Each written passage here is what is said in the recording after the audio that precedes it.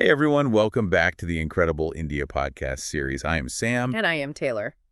and today we are looking at the blueprints of a medieval fortress that is just, well, it's heavily armed. Like it had iron spikes explicitly designed to repel charging war elephants. Which is an incredible mental image, honestly. Right, and it had this ingeniously engineered infinite water supply.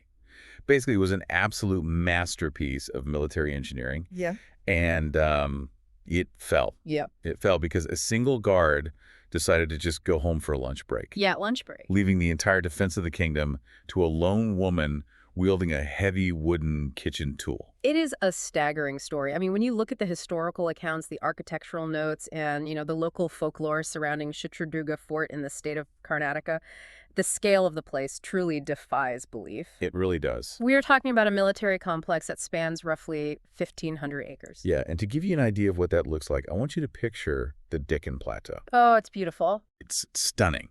This is a massive, rugged, elevated highland that makes up a huge portion of southern India. Yeah. So the sun is beating down, the wind is howling, and you are looking up at a landscape dominated by these massive, ancient granite boulders. And the fort is just woven directly into that rock. Exactly. Woven directly into the rock, so perfectly blended that you genuinely cannot tell where nature ends and human engineering begins.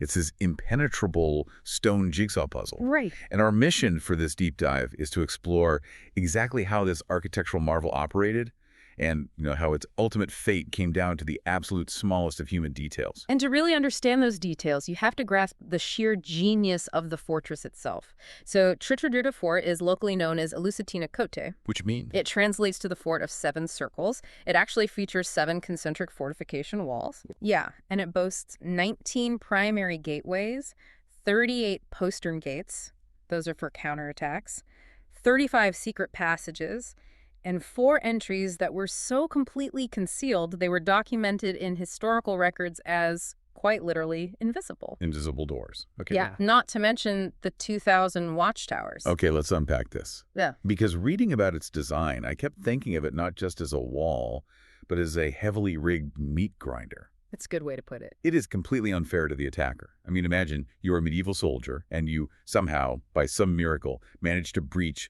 the massive outer wall. You think you won. Right, but you don't win. You just find yourself trapped in this narrow stone courtyard, completely exposed to a barrage of crossfire from the defenders stationed on the second inner wall. Which is built even higher up the mountain. Exactly, and you have to survive that breach 7 times over. Exactly. The architectural psychology is brilliant. It is basically designed to exhaust, disorient, and entirely demoralize an invading army before they even get close to the inner sanctum. It's like a rigged video game level. Oh, totally.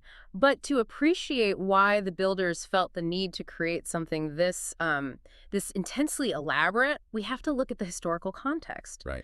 Now, human activity on this specific hill actually dates all the way back to the Ashokan period, around the 3rd century BCE, so the era of ancient emperors. Wow, that's old. Very old. However, the fort, as a true military masterpiece, like the version we are marveling at today, was primarily built and expanded between the 14th and 18th centuries by the Nayaka rulers. And the Nayakas were originally feudatories, right? Yes, exactly. Essentially like regional governors and military commanders operating under the massive umbrella of the Vijayanagar Empire. That is correct. They were rewarded for their loyalty and their military skill with control over this extremely strategic region right in the heart of Karnataka. Okay, makes sense. But in 1565, that massive umbrella of protection just vanished overnight. The Vijayanagar Empire collapsed following the catastrophic Battle of Talikota. So suddenly, the Nayakas found themselves acting as an independent kingdom. Which, on the surface, sounds like a victory. Like, hey, independence. But in geopolitical reality, they were a relatively small kingdom, completely surrounded by aggressive, rapidly expanding superpowers. Precisely. They were caught in this incredibly precarious balancing act. You had the Kingdom of Mysore to the south, the Maratha Empire expanding from the north and west, and then the immense power of the Mughal Empire pressing in. Just a total pressure cooker. Oh, yeah. The Nayakas were sitting on prime real estate, and everyone wanted it.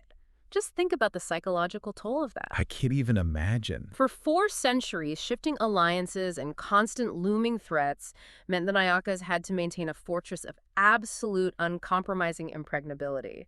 It wasn't just about projecting power, it was their literal only guarantee of survival. And the defenses they engineered to guarantee that survival were wildly creative. I mean, the sources highlight these zigzag pathways leading up to the main gateways. Oh, those are fascinating. Yeah, like if you are just looking at a blueprint, you might think a zigzag path is an aesthetic choice, or, I don't know, just following the natural slope of the hill. But it was purely tactical. Absolutely, because in medieval siege warfare, one of your primary threats is a battering ram. Right, to knock the doors down. Exactly.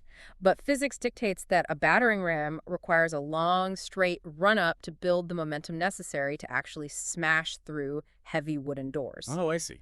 Yeah, so by forcing the attackers to march up a steep, sharply zigzagging path, the defenders completely neutralized the rams. The attackers could just never get the running start they needed. That is so smart. And even if they did manage to somehow drag their equipment up to the main gates, those doors were constructed from incredibly thick, sturdy wooden beams reinforced with heavy iron plates. Indestructible, basically. But the Nayakas went a step further, and this is where it gets really brutal. They armed these main gates with massive protruding iron spikes. Which addresses the other primary threat. If you were picturing a medieval European siege, you might imagine cannons blowing holes in a wall.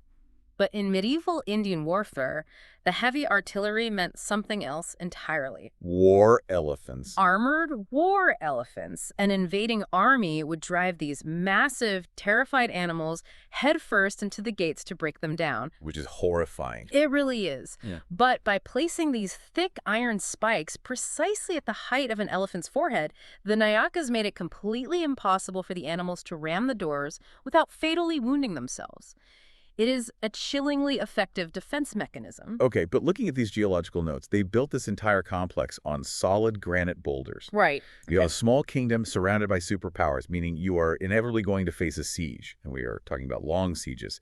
If you're trapped inside a rock for years, you can't exactly dig a traditional well through solid granite. No, you definitely can't. So couldn't an invading army just use the oldest trick in the book?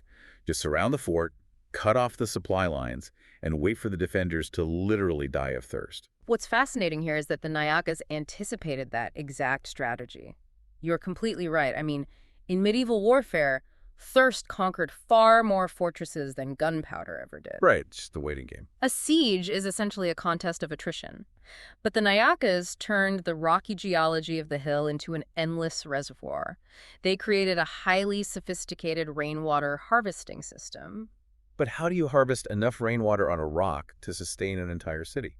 By meticulously mapping the terrain, they actually found naturally occurring depressions in the granite and manually expanded them into massive cisterns. Manually. Just imagine the sheer physical labor of that. No modern explosives, just chisels, hammers, and human endurance carving deep into solid rock. That is unbelievable. Then they engineered a cascading system on the hillsides. Think of it like a giant terraced champagne tower. Oh, okay, I can picture that. Yeah, so when the torrential monsoons came, rainwater would hit the highest slopes and funnel into the uppermost reservoir.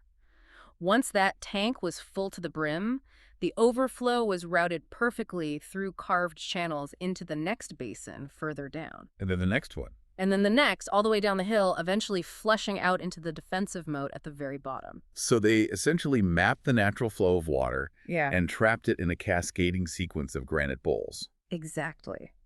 The system was so vast and so efficient that historical records indicate the fort literally never ran out of water. Never. Never. No matter how long the dry season lasted or how long an enemy camped outside the gates. They had enough water to sustain the entire garrison, the royalty, the citizens sheltering inside, and all their animals indefinitely.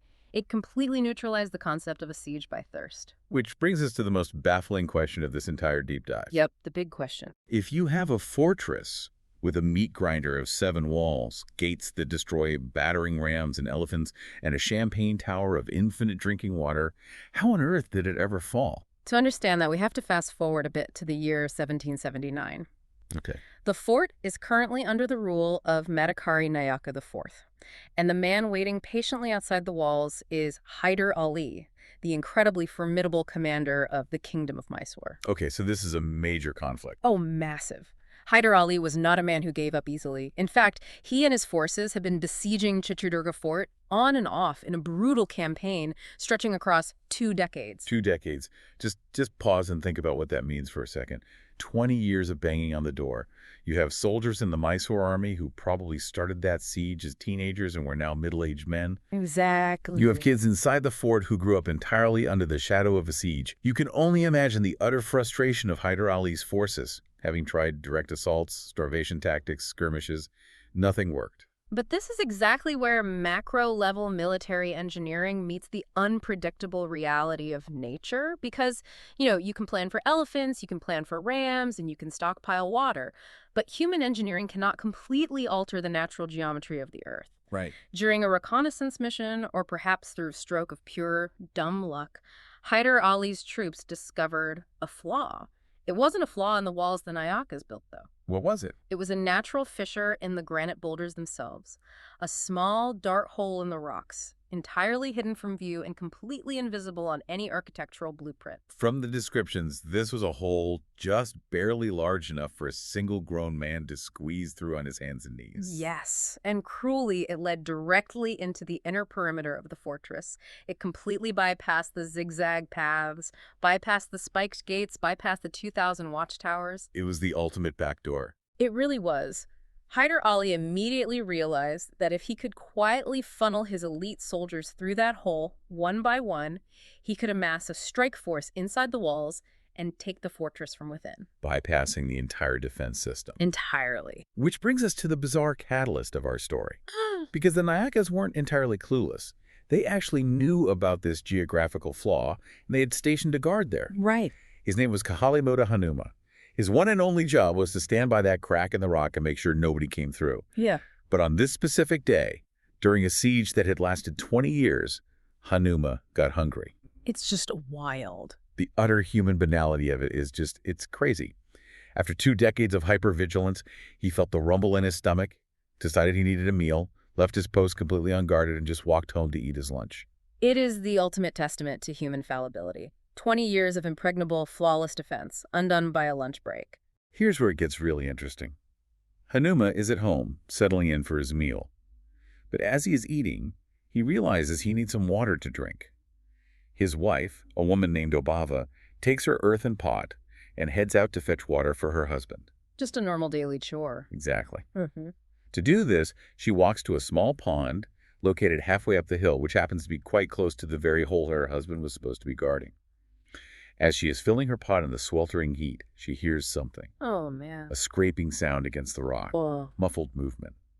She peers over, and she spots them, Hyder Ali's elite soldiers, quietly squeezing their shoulders through that narrow fissure, one by one. Now put yourself in Obavva's shoes for a second. She is a civilian. She has no military training. She has no armor, no sword, no shield. She is literally just a woman fetching water for her husband's lunch. Yeah. But what she does have in her hand is an onaki. An onaki is a heavy, solid wooden pestle. It's the kind of tool used in traditional Indian households to vigorously pound and crush grain or paddy. So we were talking about a thick, dense, immensely heavy piece of wood. Exactly. Now, human instinct in a moment of sheer, unexpected terror like that is almost always flight. The logical thing to do would be to drop the earthen pot, scream for help at the top of her lungs, and run back down the hill to alert the garrison. But as she runs and screams, she immediately alerts the enemy troops that they have been compromised. Yep. They would panic, aggressively rush through the hole all at once, and swarm the inner fort before the Nayaka army could even mobilize. The fort would be lost in minutes. If we connect this to the bigger picture, what Obavva demonstrates in this terrifying moment is a level of strategic presence of mind that honestly rivals any seasoned military general. It's brilliant. She instantly assesses the terrain, she understands the physics of the choke point, and she realizes the absolute value of the element of surprise. She doesn't scream, she doesn't run. Instead, she grips her heavy wooden pestle, walks silently over to the exit of the hole, and positions herself right beside the opening, flush against the rock, hidden from the view of anyone crawling through. Okay, but wait. If she just stands there and strikes the first soldier who comes through, won't the very next soldier crawling through the tunnel immediately see the body of the first guy blocking the light? Like, the element of surprise would be gone instantly. That is exactly what she realized, and that is what makes this next part so harrowing. A soldier emerges from the rock, completely vulnerable as he squeezes through the tight space. Before he can even stand up or draw a weapon, Obavva swings the heavy wooden pestle down on his head, killing him instantly. Wow. And then, using immense physical strength, she quietly drags the dead, heavily armored soldier's body away from the hole and hides it out of sight. I just get chills thinking about the physical and psychological endurance this required. The heat, the absolute silence she had to maintain, the sheer weight of dragging a grown man. Again and again. Yes, she takes her position again, flush against the rock. She waits. The next soldier crawls through, completely unaware of what just happened to his comrade. She strikes him down. She drags his body away. She does this again and again and again. We are talking about a lone civilian woman operating in total silence, methodically dismantling an elite invasion force single-handedly. It's a movie scene. It really is. She essentially turned a geographical vulnerability into a lethal, invisible trap. She held the line, enduring unimaginable physical strain, until her husband finally returned from his lunch, saw the pile of bodies she had hidden, and immediately blew his horn to alert the garrison. Just in time. Yeah, the Nayaka soldiers swarmed the area, repelled the remaining forces in the tunnel, and the fort was saved. It is a staggering feat. She neutralized a covert tactical maneuver just by instinctively understanding her environment and possessing absolute nerves of steel. Unbelievable bravery. Now, as much as we would love for this story to end with a happily ever after where the fort stands unbreached forever, history is rarely that neat. While Obavva successfully defended the fort that day and became an absolute legend, Chitradurga Fort did eventually fall to Hyder Ali later in that same year, 1779. Yes, unfortunately. The grim reality of a 20-year siege is that it thoroughly drains the lifeblood and morale of a kingdom. Right. Despite Obavva's heroics, the accumulated exhaustion of the Nayaka forces, combined with the relentless, well-funded military pressure from Mysore, finally took its toll. But interestingly, the final fatal blow wasn't a military breach. What was it? It was political. Madikari Nayaka IV was betrayed by the Marathas and some of his own local officers. He was defeated, captured by Hyder Ali, and subsequently killed. The region was then absorbed into the Mysore province. And the wheel of history just kept turning. 20 years after that, in 1799, the British forces captured the fort after defeating Hyder Ali's son, Tipu Sultan. Right. The British garrisoned troops there for about a decade before eventually handing it over to the Mysore government. Today, the complex is administered by the Archaeological Survey of India. We always want to be clear that we are just tracing the historical timeline here, objectively following how this magnificent structure changed hands over the centuries. Absolutely. It is a complex web of shifting empires. But despite all those changes in rulership, Obavva's legacy never faded. Not at all. Today, if you visit the fort, that exact narrow passage in the granite is officially named Onake Obavva Kindi, the whole of Onake Obavva. The government of Karnataka formally honors her memory with Onake Obavva Jayanti, celebrated every year on November 11th. That's amazing. There is also a magnificent sculpture of her, commissioned by the government and created by the sculptor Ashok Gudigar, standing proudly near the district office in Chitradurga. She remains the ultimate symbol of courage and razor-sharp quick thinking. So what does this all mean for us today, walking through those ruins? When you zoom out from the military tactics and the blood spilled on these rocks, what are we actually left with? It's a great question. Well, if you walk through the 1,500 acres of Chitradurga Fort now, you aren't just looking at a deactivated war machine. You are looking at a deeply layered, living cultural tapestry. That is a brilliant way to frame it, because within those 7 concentric walls, there are actually 18 distinct temples. 18. Yeah, and the most historically fascinating one is the Hidimbeshwara Temple.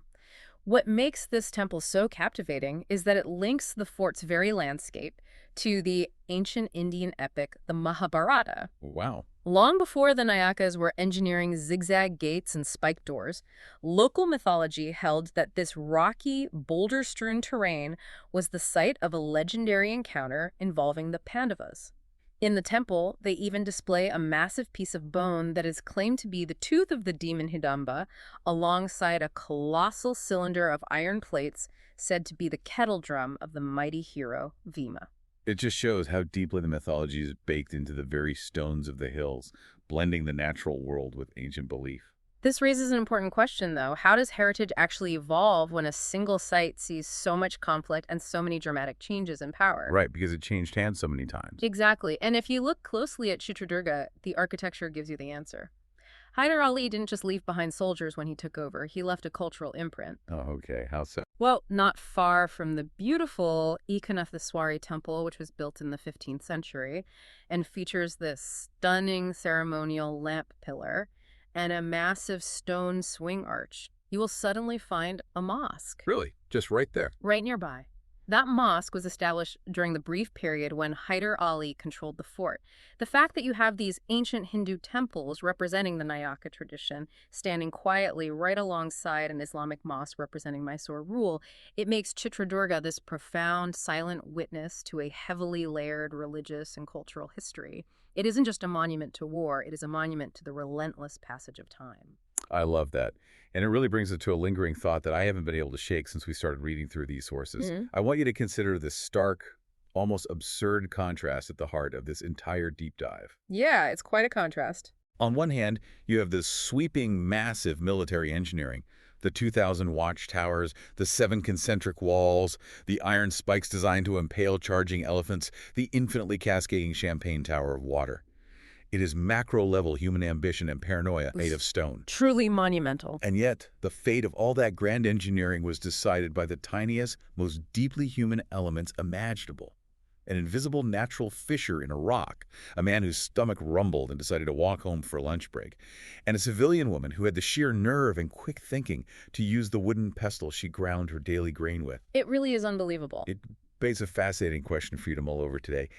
In our own modern, highly engineered lives and our careers, our meticulously planned security systems, our grand architectural plans for the future, what are the invisible holes in the rock that we are completely overlooking? That is a heavy thought to end on.